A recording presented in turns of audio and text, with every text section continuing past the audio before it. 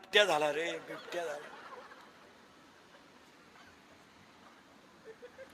वाघासारख्या डरकाळ्या फोडीत होता तो गडी. पण जसं तुमच्याशी लग्न केलं ना, बिबट्या झाला बिबट्या. शांत झाला गडी. तुमच्या ताकदच तेवढी आहे. तुमच्यामुळे त्याने त्याची आई उचकून दिली आणि तुमची आई इकडे आणली. काही माणसांनी बहीण दिवाळीला बोलवली नाही, मेवणीच्या अख्ख्या बाळातपणाचा खर्च केला. इतके नालायक लोक आहेत. हो महाराज, मी रोज सांगतो कीर्तनात, लोक फक्त कपडे घालून हिंडायला लागल्यात, नाही तर लोक सुधारलेच नाही. तुमचं काय मत आहे? आता हे चाललंय फक्त, नाही तर लोक पांढरी केस काळी करायला लागल्यात, बायका चपला घालून चपात्या करायला लागल्यात, गडी बुटं घालून जेवायला लागल्यात, पोरी पोरांचे कपडे घालून बोंबले हिंडायला लागल्यात, माणसं आईला मम्मी म्हणायला लागल्यात, बापाला पप्पा म्हणायला लागल्यात, अक्कल नसताना भारी मोबाईल वापरायला लागल्यात, तर मोबाईलमध्ये डोके गुतून काही पागल झाले. काय लोक सुधारल्यात? काय सुधारले? काय धोतर गेलं, पायजामा आला, पायजामा गेला, जीन आली, जीन गेली, बरमुडा आली आणि हळूहळू लोक मोकळी होत आली. काय सुधारली लोक? आता काय इथवर तर आलेतच, मग काय इथून वर सरकला म्हणजे आला महात्मा. काय बावळटासारखे लोक म्हणजे आम्ही सुधारले सुधारले. पूर्वी आमची आई घर झाडायची तर वाकून झाडायची, आता बाईनं तिच्या मापाचा झाडू आणलाय. पप्याचा बाप जरी आला मधी, काय सुधारली? पूर्वी आमच्या आई कीर्तनाला यायची तर पोरग घेऊन यायची, आणि पोरगा घेऊन यायची मांडीवर आडो टाकायची. पोरग लय रडायला लागलं ना, आमची आई पोराला कीर्तन स्थानातलं दूध पाजित होती, तर शेजारच्या बाईला कळत नव्हतं पोरग दूध पिते. कारण माहिती काय, पूर्वी आमच्या आईला पदर होता आणि पोराला मिळत होता.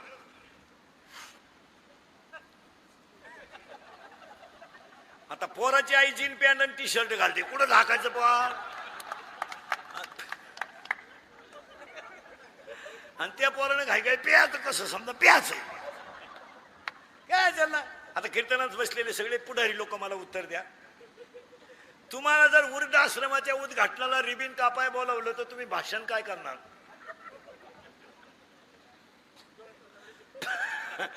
तुम्ही म्हणणार का याची भरभराटी हो? तुम्ही म्हणणार का ही काळाची गरज आहे? तुम्ही म्हणणार का हे विकासाच्या दृष्टीने उचललेलं ठोस पाऊल आहे?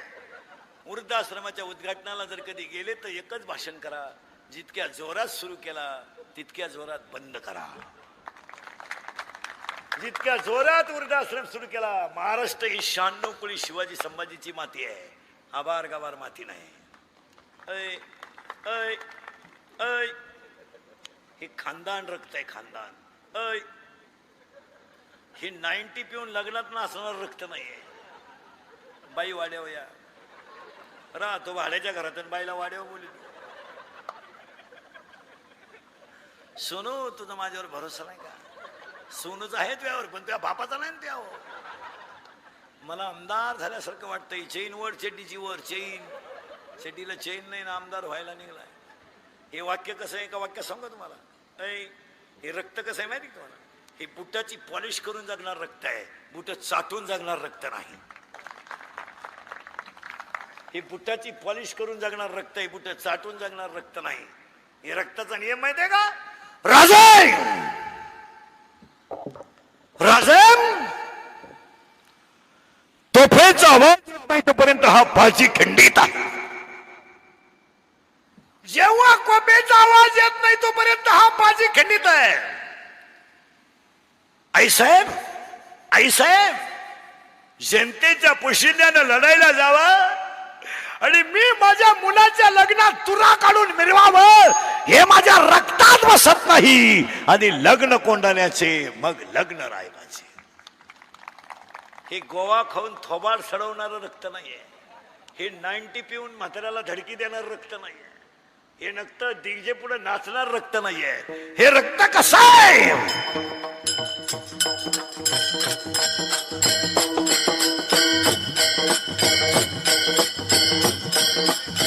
वयाच्या 15व्या वर्षी तलवार हातात घेणारे,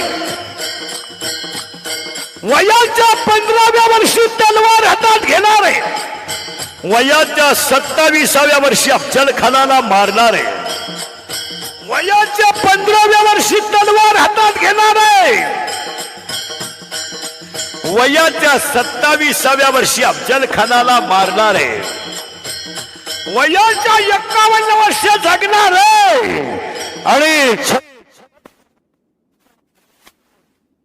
सेवा करणारे पहिले राजे छत्रपती.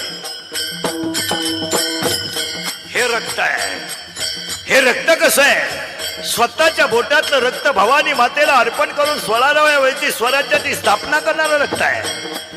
मृत्यू समयाला वाघ्या नावाच्या कुत्र्यानं सुद्धा चितेत उडी टाकली. हे रक्त आहे. चितेत उडी टाकली वाघ्या नावाच्या कुत्र्यानं. हे रक्त आहे. आणि जात पात धर्म न मानता सगळ्यांना समान न्याय दिला. ते हे रक्त आहे. हे रक्त आहे. हे रक्त ते आहे. आणि ते रक्त कोणत्या मातीतलं आहे? मेरे देश, मेरे देश की धरती सोना उगले उगले हीरे मोती. मेरे देश की धरती, मेरे देश की धरती, मेरे देश की धरती. हो.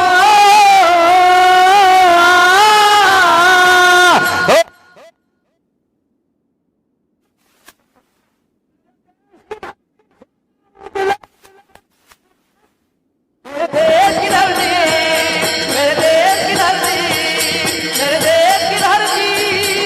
छत्रपती. आजारी एक तुम्ही तोंडात गोवा शिवाजी कोण बार बोललो बाई.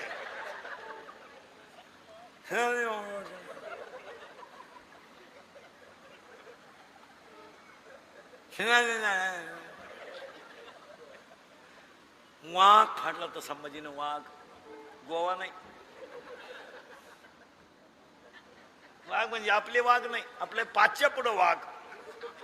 9 वाजता पडला उताना झाला चित्ता. सकाळी लागला 5 उसने मागा झाला कोला. ही माती आपली आहे. हा देश सोनेरे. इथं वनातल्या झाडावर बसणारी पाखरं चिमण्या सुद्धा म्हणतात. जहाँ डाल डाल पर सोने की चिड़िया करती है बसेरा. जहाँ डाल डाल पर सोने की चिड़िया करती है बसेरा. ओ भारत देश मेरा, ओ भारत देश मेरा, ओ भारत देश मेरा, ओ भारत देश मेरा. जहाँ सत्य अहिंसा और धर्म का पद पग लगता मेरा. हो भारत देश है मेरा, ओ भारत देश है मेरा, ओ भारत देश है मेरा, ओ भारत देश है मेरा. भारत.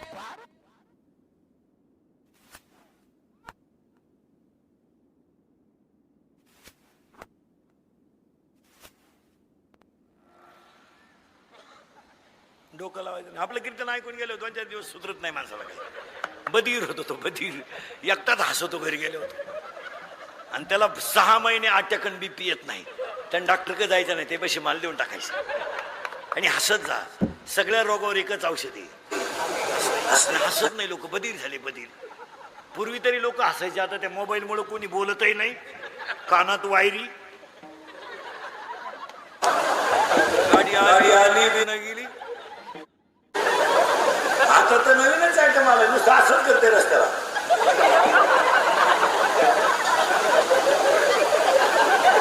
ज्या गाडीतून उतरलं त्याच गाडीत सोडलं. असंच बसलं. निवांत बसावं का नाही.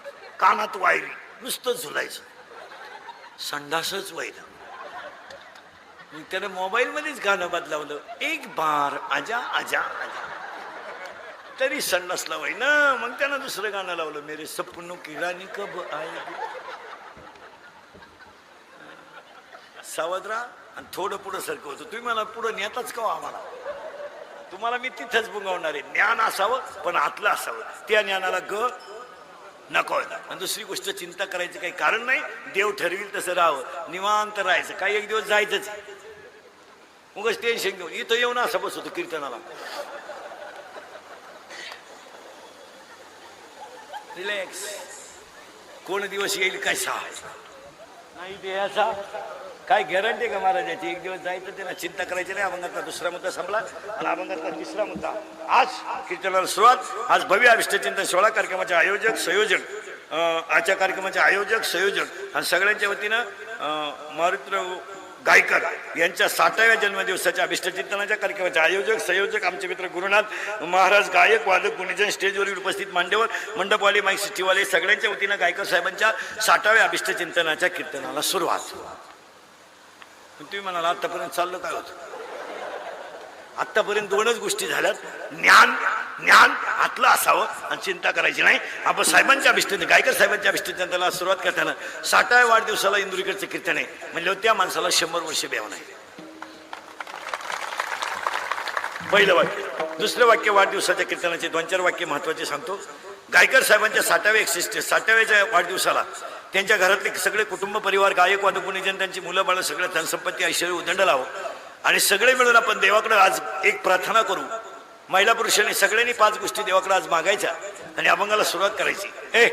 ए देवा पांडुरंगा माय बापा, ए देवा पांडुरंगा माय बापा, कष्टकरी वर्ग सुखी होऊ दे, हिंदू धर्माचं दैवत गाय वाचू दे, हिंदू धर्म टिकू दे, वारकऱ्याची पताका चंद्र सूर्य आहे तोपर्यंत फडकत राहू दे आणि प्रत्येकाच्या गालावर हसू राहू दे, एवढी ईश्वरचरणी प्रार्थना. आणि गायकर साहेबांच्या 60व्या अभिष्टचिंतनाच्या कीर्तनाला सुरुवात. बस इथपर्यंत काही शंका नाही. आता उत्तर ऐका. आज कीर्तनाला घेतला मग नामदेवरायांचं आहे. 6 वाक्य सांगून टाकतो म्हणजे तुमच्या डोक्यात फटकी जाईल.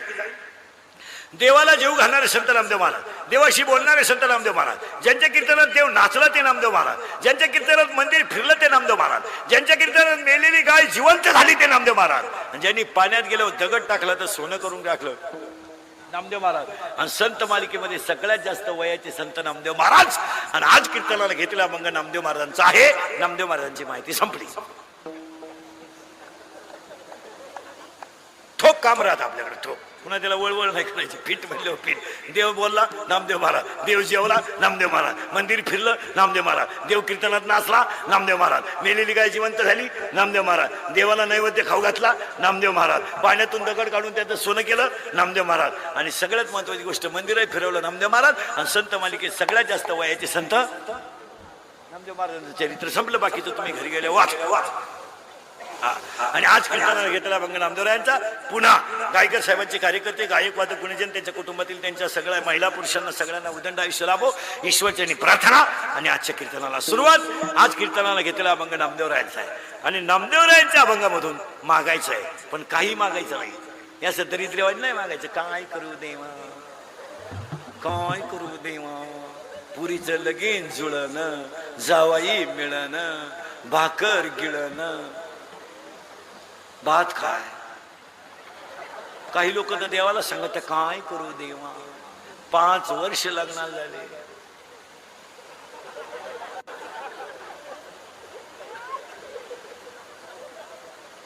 देव म्हणले बुटानं हाणू का तुला, तुला बायको मेल द्यायची.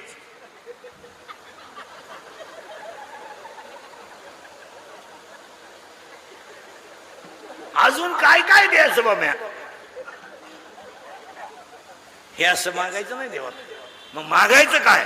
एक गाडी नाही, बंगला नाही, काय नाही. कारण गाडी जाणार आहे, ड्रायव्हर जाणार आहे, गाडी राहणार आहे, बंगला राहणार आहे, मालक जाणार आहे, पखवाज राहणार आहे, वाजवणारा जाणार आहे, अभंग राहणार आहे, महाराज जाणार आहे, शाळा राहणार आहे, गुरुजी जाणार आहे, ग्रामपंचायत राहणार आहे, सदस्य खपाखप जाणार आहे. Each and everything in the world has an end point, but God and His name has another end point in the world. जगातलं सगळं जाणार आहे, फक्त देव आणि देवाचं नावच शिल्लक राहणार आहे. यावर तुमचं मत काय? 300 रुपयाचा गुरुजी 80,000वर गेला, पण ग गवताचाच राहिला, ग गांजाचा नाही झाला. आणि कधी ध्यानात ठेवायचं, ज्यांच्या मरायच्या नोकऱ्या आहेत त्यांना पगार कमी आहेत. एसटी ड्रायव्हर कवा धडकन सांगता येत नाही, 11,000. वायरमन कवा चिटकल याची गॅरंटी नाही, 13,000. पोलीस आखेरात डांबरीला उभं, 17,000. गुरुजीला कौलीचा धक्का नाही, 82,000.